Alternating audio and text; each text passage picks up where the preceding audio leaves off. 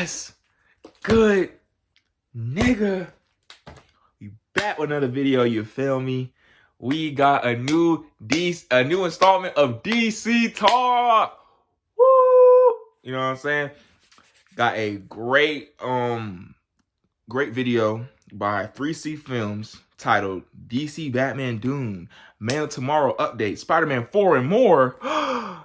So we got a lot of shit to cover. You know, Spider-Man Brand New Day, you know, still coming out. Still got a lot of news coming out with that. I'm thinking, I don't know what news this is covering, honestly. I don't know. But with DC news, I know for sure it's covering the new update, new character that's been cast in Man of Tomorrow, new female character that's been cast, and also Batman news that is very concerning. That if y'all keeping up with DC news and DCU news, y'all know what the news is. So we're going to get right into it, man. Like, comment, subscribe, man. Turn on post notifications so you know I'm posting videos. Before we get into it, comic of the day as always, you know what I'm saying? Go read comics, because if you don't read comics, we don't get this shit. We don't get the movies, nigga. We don't get the movies. So, you know what I'm saying? Shout out to comics. And let's get into the video.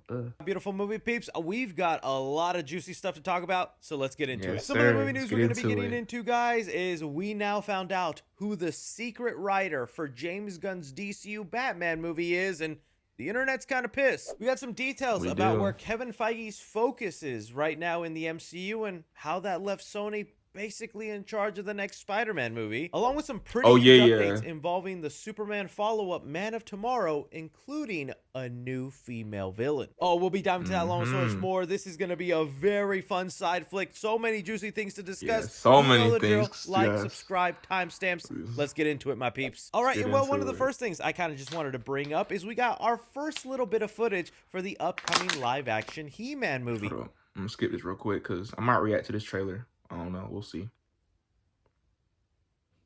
My thoughts on that tomorrow. Next up, a small little update involving Spider-Man Brand New Day that I found, I don't know, worrisome or maybe okay. We had a journalist who works for Deadline give us kind of an update of where Kevin Feige's priorities are right now, and that is focusing in on Avengers Doomsday and Avengers Secret Wars. That's something that they're reporting that Feige is just mainly focused on getting that's the most important thing right now. Perfect off the ground, and kind of everything else around that is up to the creative teams making their projects. So things like Vision Quest, that's up to the creatives. Daredevil Born Again Season 2, up to the creatives there. The only thing that has had Kevin Feige kind of step away from that is to hire Jake Schreier, the director of Thunderbolts, to be the director of the upcoming X-Men movie. But everything else is locking in on Doomsday and Secret Wars. And I get it. I'm excited for the riding on those movies, very important. And that's setting us up for the reset and the new era of the MCU in the future. Feige needs to be focused on that. But with that said, it also lets us know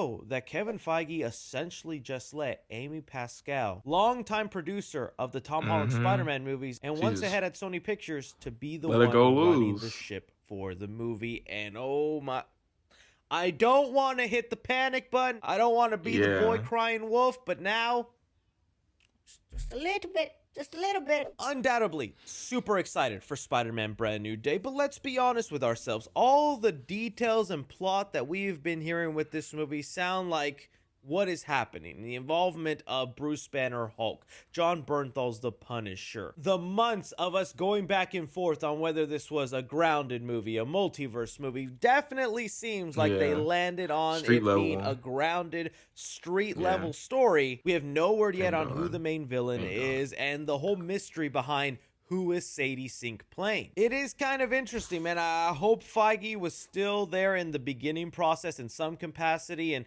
put the ship on the right path for them just to steer it and not move off course too much. But this should open our eyes a little bit more that Spider-Man Brand New Day is much more creatively Sony than it is MCU. And that could be for better also. You know, I want to think the negative involved, but if it's disconnected a bit from the MCU and it's just solely focused on setting up Tom Holland's Spider-Man for the next trilogy that he has, maybe that is the right way to do it. I'm not going to pretend Sony hasn't produced great Spider-Man movies in the past. They are capable of it, but I think mainly nowadays when I think Sony's creative team, I think about all those awful. I think more for me, I'm trusting really Destin Daniel Cretton, because that nigga seems like he's the one that's really steering the charge for this movie. I mean, Amy Pascal is still overseeing shit and clearing and make sure, you know, she checks off the final she's the final person to check off the fucking, you know, the list.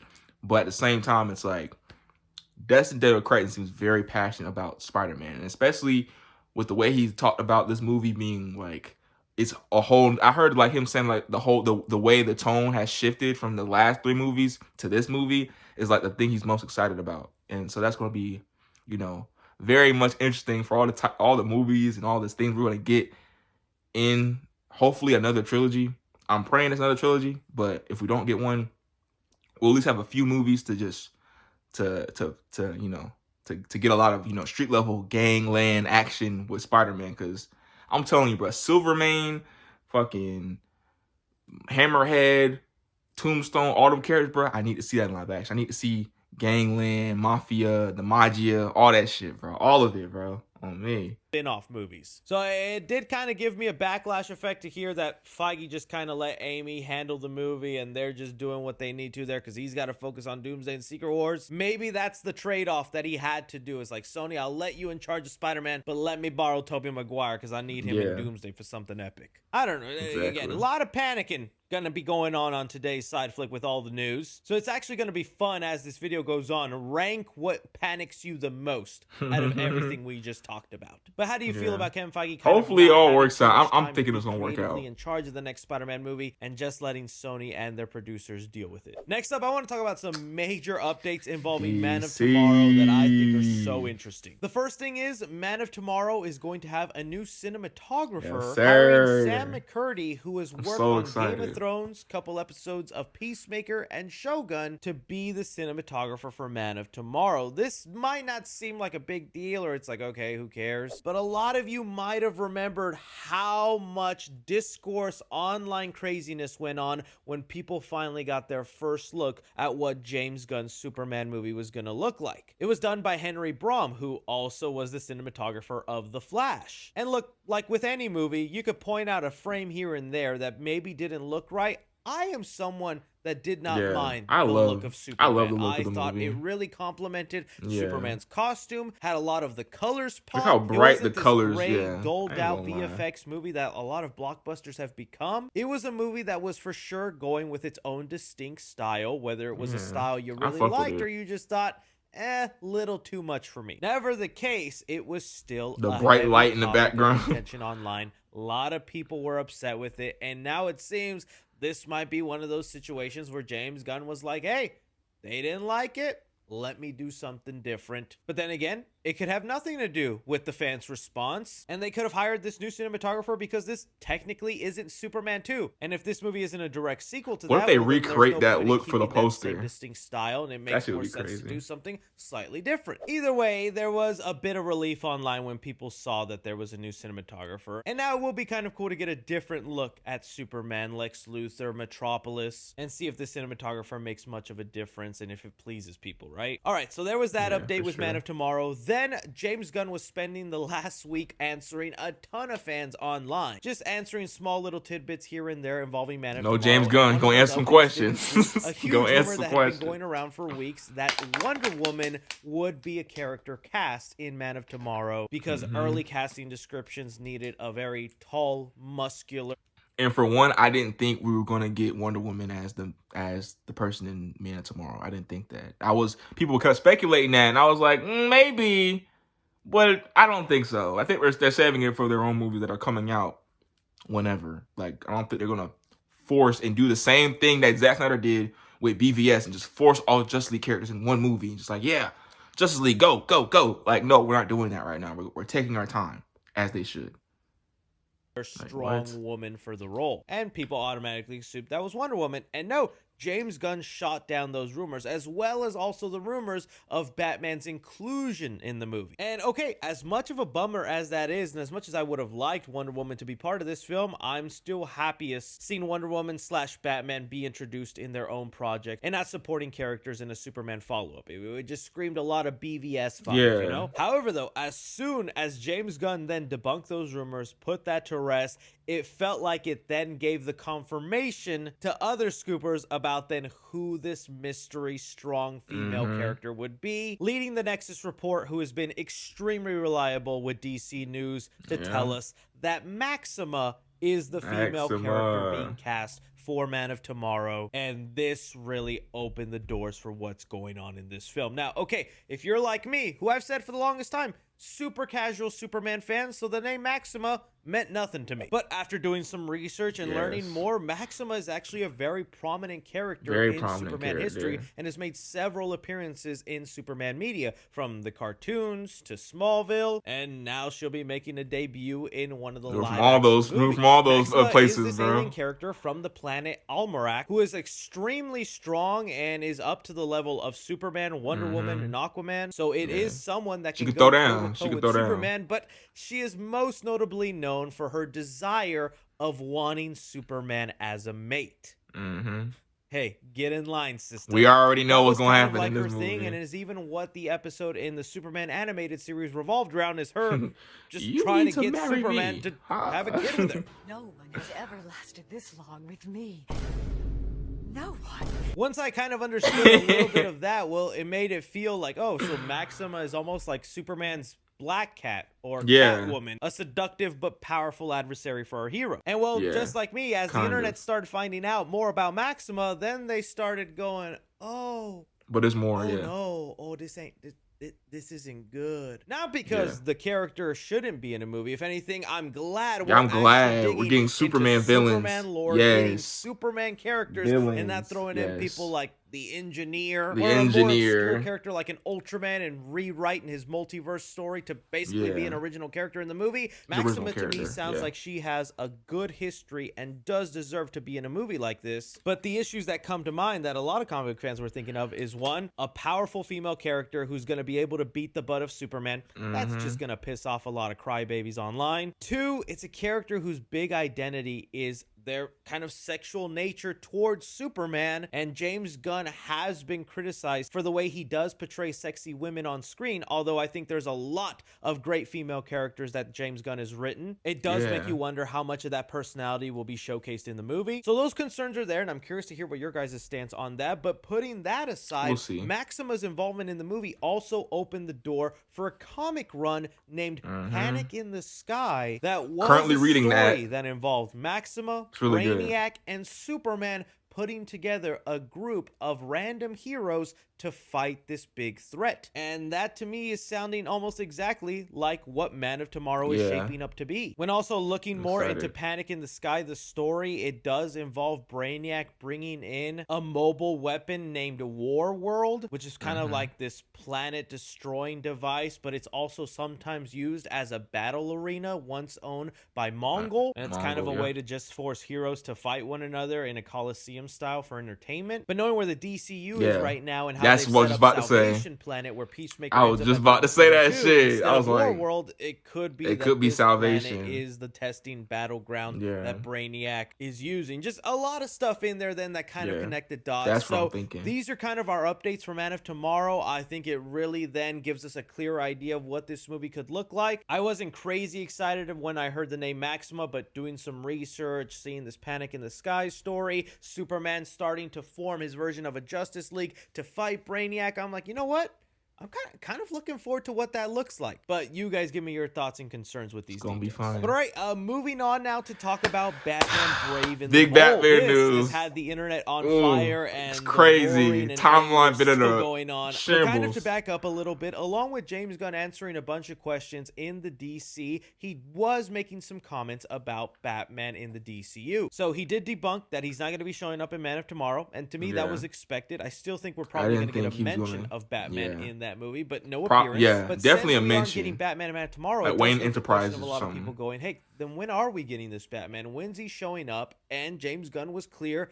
He has no interest in rushing DCU Batman right now, especially with Matt Reeves as the Batman about to film this year and be released in the year 2027. He doesn't realistically see the DCU Batman getting off the ground anytime soon. And even if it did, he would not want to release two different Batman movies in the same year, which again just kind of puts the timeline in the fan perspective that the earliest we could see DCU Batman start to 2028 get formed is after the theatrical release of of Matt Reeves as the Batman, and that's in October of 2027. So honestly, 2028 is when DCU 2028. Batman can just start now making progress to be put on screen. Kind of crazy to think about, but that's what happens when you got two different Batman going on at the same time. But the biggest bombshell was last night. A report from Jeff Snyder got released, finally revealing this secret writer for Batman Brave and the Bold, because James Gunn for months has been saying there is someone writing this Batman movie, but I don't want to reveal it. I don't want to put pressure on them. I don't want anyone knowing who it is. And well,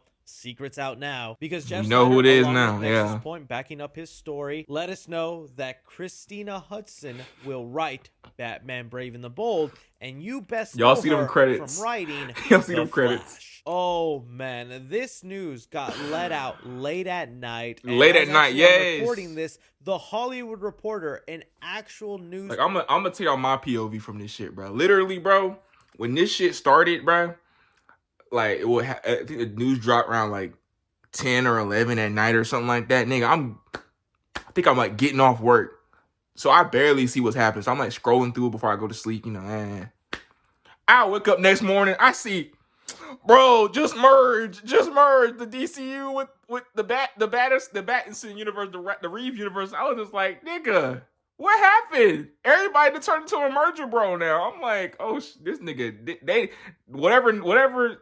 I was like, whatever dropped last night was crazy. And once I like actually read what happened, and that was like who they talking about, the writer and her credits, I was like, this who they got for Brave and the Bold? Brave and the Bold? Like the premier DCU Batman movie, Brave and the Bold?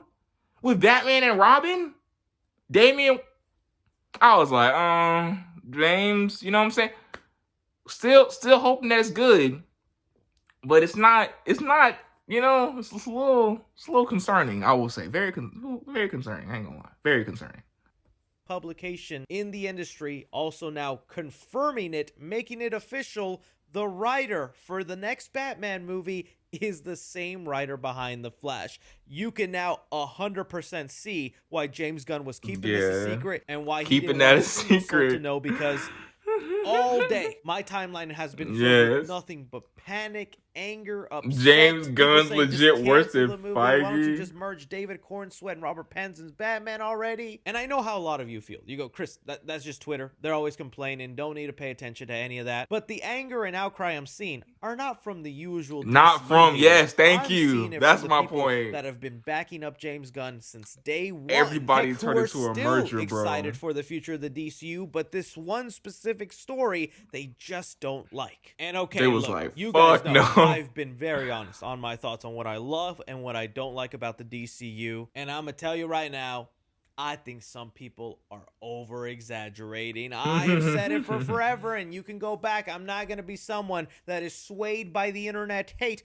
I get that The Flash is one of the most hated comic book movies, and heck, maybe for good reason. Tons of controversy. It is good reason, nigga. It is good reason. It's a movie I don't waste time defending because, hey, I get why people just weren't a fan, but watching that movie, trying to remain unbiased, I had a great time with The Flash. It is filled with a ton of flaws, lots of issues, but I don't think those issues really stemmed from That's like the only cool shot I could think about in that I movie. thought the story was pretty well done, and with all the behind-the-scene issues and how many times that Flash movie got a different director, a different writer, it's a miracle the movie came out as watchable as it is. Yes, you can point out a cringy line or moment here and there, but like the Ben Affleck scene in the alley talking to Barry, I thought was great. A lot of the Michael Keaton stuff I thought was awesome. And this writer also worked on Bumblebee and Birds The Michael of Prey. Keaton stuff? I don't hate either of those movies. So to me, this doesn't make me panic. This doesn't make me go, oh no. I'm still willing to The action, see it I would all say, through, not like but the characterization. Being fair, honest, and looking at the other side, playing non-devil's advocate or whatever you want to call it, people have every right to be panicking and get yes, bro, because what the fuck? As the head of DC, are you thinking, all right, our star character, our arguably most popular person, Batman, our Spider-Man, let's give him the creative team of one of the most hated, controversial, and just negative aura movies to have existed, The Flash. Thank you. We all saw the lead up to The Flash was nothing but just awful headline after awful headline. Yeah. Why then would you then want to give that Give director that writer, that cinematographer, maybe. Basically, the entire Flash creative team and the curse that was on that movie onto Batman. It's like, yeah, you knew what you were doing when you had to keep the writer of the movie a secret, because you see what happened online. When you look at some of the other There's characters trenches who are out there. getting real prestige people working behind them. At one point, we were gonna get the Sergeant Rock movie, and who had that? Luca Guadagnino, Oscar-winning director. Okay, the Clayface movie. That's what we need for Batman. Time and time again, his writing is just awesome. But for the Batman, the Batman. Christina you Hot. want to go with someone whose history looks slightly tainted? It's just questionable decisions. It's questionable, right? yeah. To me, I don't hit the panic button. I'm willing to see it through, but it's just concerning. I can't argue like too much with the people angry with this. I can't argue too much with the people thinking this is a bad call, because on paper this feels like a giant gamble. The only thing I can think of is Christina, who's been known to work really well with studios and other creative heads, is just someone James Gunn can mold into what he wants for the DCU Batman. James Gunn has been very open about he's working closely with the secret writer of the movie. Now we know who. So it seems almost like James Gunn is like the ghost writer for the Batman it's like movie. ghost writing the movie by him without really being written by him. And if you went with like someone else or someone with more credits, more prestige, or more proven work behind them, and I want to paint the picture of why niggas are mad. His writer's room has niggas on the lines of her, Christina Hodson, my nigga Drew Goddard, the same nigga that wrote Daredevil, the same nigga that made. I can't go down the list of how much good shit that nigga made. Drew Goddard, who was declared Batman fan, right there. You got Tom King, all these other motherfuckers. I can't remember all their names, but you have Drew Goddard in your writer's room, and you're just like, oh yeah, Brave and the Bold, let's get Christina on it. You know, her resume is really, but you're basically ghostwriting the movie. So it's like, if you're ghostwriting the movie, then is it really her movie that she's making, or is it your movie that you're just not taking credit for because you don't want to seem like you're writing everything? But that's what you're doing. You're writing everything, which is fine, but stand on it.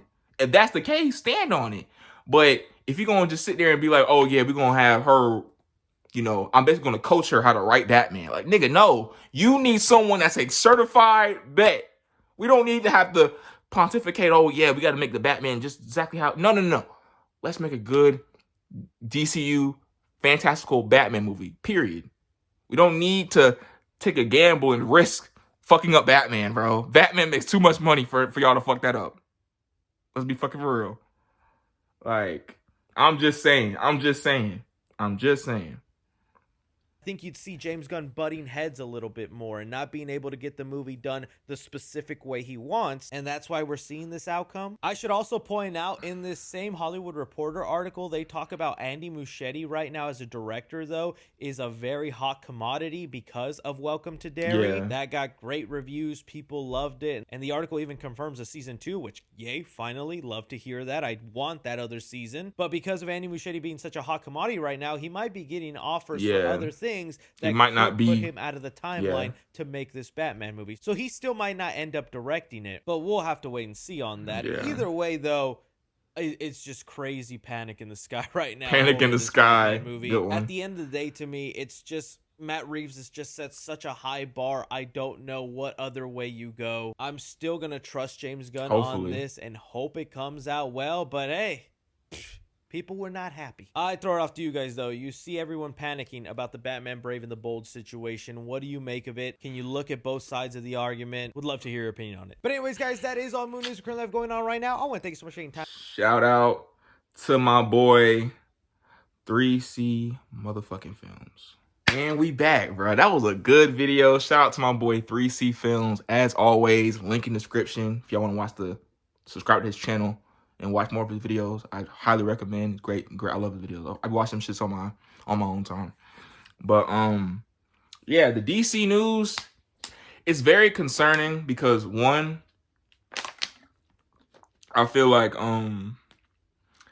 Batman shouldn't be the movie you gamble on and get a writer who has credits like Christina Hodson does. Like, don't get me wrong, if they churn out a good product, if the Batman movie, the Brave and the Bold movie, is a fucking A1 Batman and Robin adventure, I'll eat my word. I'll be the first one to glaze her all day long. Christina Hodson does no wrong.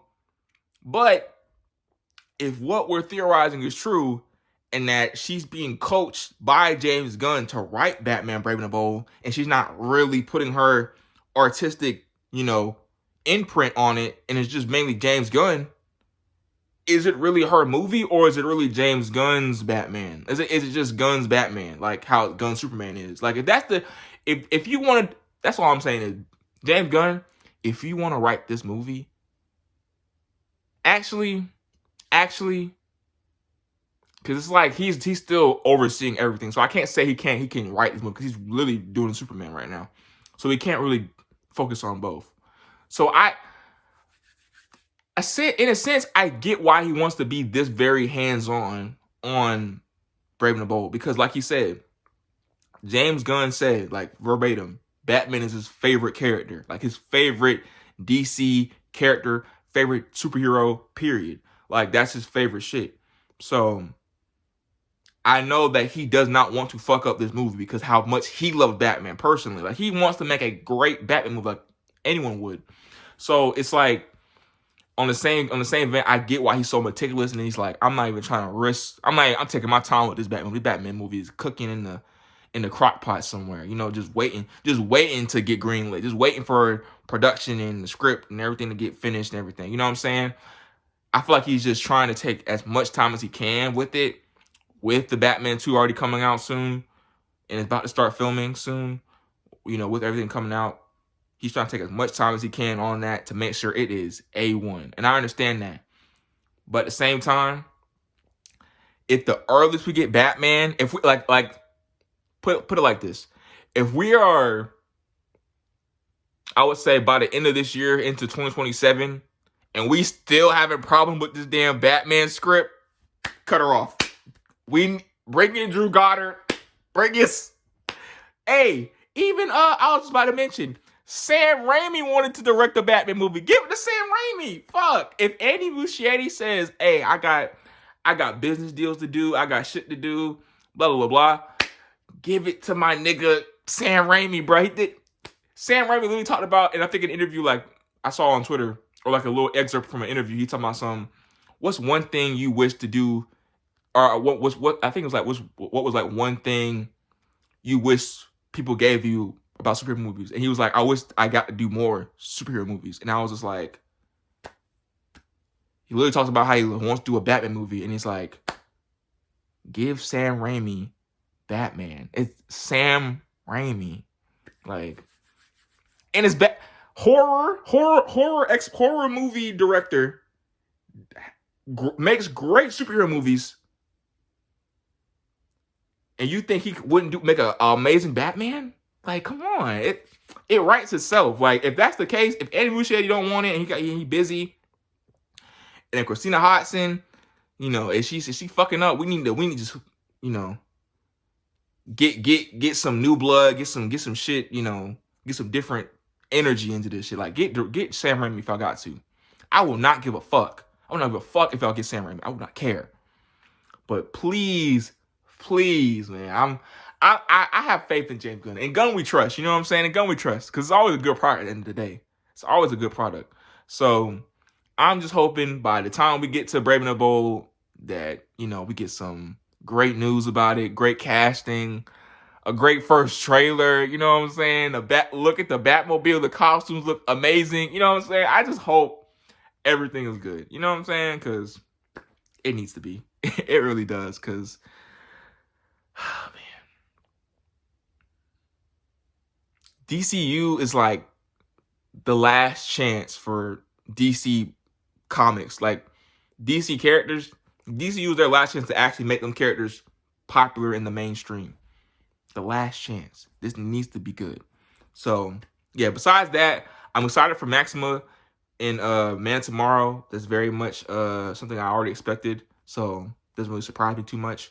So, I'm very much looking forward to that. So, I'm definitely going to finish Panic in the Sky, because it seems like it's taking a lot of inspiration from that comic. So, I'm going to finish that. Might do a review. Let me know if I want to review. And yeah, Spider-Man news was really interesting. So we're gonna see if the Spider-Man movie is like completely its own thing, separate from Doomsday and Secret Wars, and how it gets implemented in Secret Wars. I feel like they're gonna have Tom Holland in Secret Wars for sure. We got to see if how he ends up after Doomsday or before Doomsday or whatever, how they do it. But we're gonna see, man. As always, man, like, comment, subscribe, turn on post notifications so you know I'm posting videos, man. I appreciate y'all so much for sticking with me.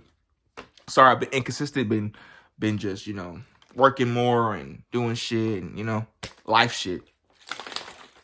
Until then, guys, see y'all niggas.